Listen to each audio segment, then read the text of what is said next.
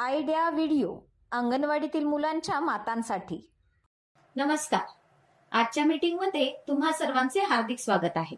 मागच्या आठवड्यातील बोटांचे ठसे व्हिडिओ आणि वयोगटानुसार दिलेली वर्कशीट यावर गटात चर्चा करून तुम्ही मुलांसोबत ही कृती केली असेल. तुमचे विचार आणि अनुभव आम्हाला कळवा. आता आजचे काम सुरू करूया. तोपर्यंत व्हिडिओ इथेच थांबवू. आता आपण पुढची कृती करूया, जिचे नाव आहे चला करून पाहूया. मातांचे 2 गट करा. टेबलावर रंगीत पाण्याने भरलेल्या 2 प्लास्टिकच्या बाटल्या ठेवा. मातांच्या कपाळावर धाग्याच्या साहाय्याने पेन किंवा पेन्सिल बांधा. लीडर मातेने 1, 2, 3 म्हटल्यावर मातांनी हात न वापरता ती वस्तू बाटलीत घालून धागा कैचीने कापायचा आहे. जी माता सर्वात आधी आपले काम पूर्ण करेल ती विजेती असेल. हा खेळ पूर्ण होईपर्यंत व्हिडिओ इथेच पॉज करू. आता पुढील क्रियाकृती करू, जिचे नाव आहे काही नवीन शिकूया. योग शरीरासाठी खूप फायदेशीर आहे. त्यामुळे शरीर बळकट आणि मन एकाग्र होते. आपण आपल्या रोजच्या जीवनात योगाचा नक्कीच समावेश केला पाहिजे. नमस्कार मित्रांनो, तुम्हाला माहित आहे का की योग शरीरासाठी खूप फायदेशीर आहेत. यामुळे शरीराला ताकद मिळते आणि मानसिक एकाग्रतेलाही मदत होते.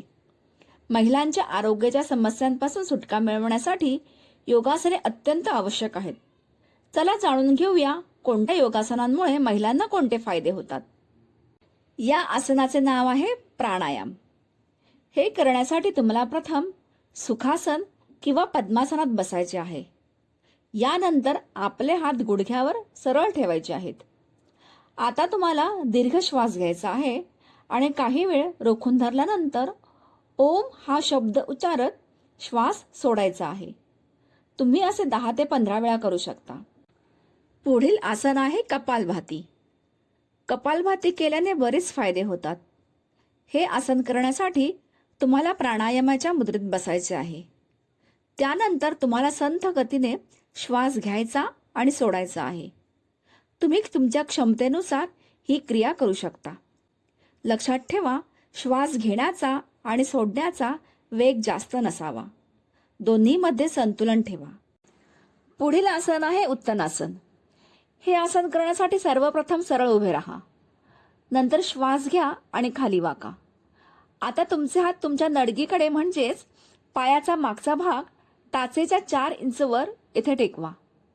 आता छातीने गुडघ्यांना स्पर्श करण्याचा प्रयत्न करा. काही काळ याच स्थितीत राहा.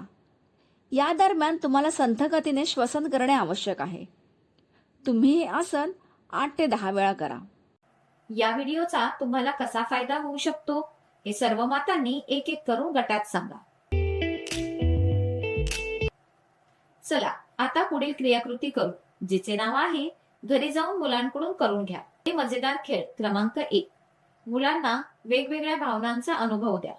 त्यांना 5 पर्यंत मोजणे, स्वतःला मिठी मारणे, दीर्घ श्वास घेणे इत्यादी पद्धतींचा सराव करण्यास प्रोत्साहन द्या. खेळ क्रमांक 2. वनस्पतींबद्दल जाणून घेण्यासाठी मुलांसोबत परिसराला भेट द्या. पाने, फुले अशा वेगवेगळ्या भागांबद्दल चर्चा करा.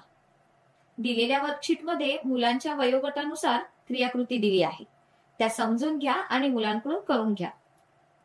दिलेली क्रियाकृती आणि वर्कशीट करण्यात मुलाला आनंद वाटला का, हा अनुभव आमच्यासोबत नक्की शेअर करा.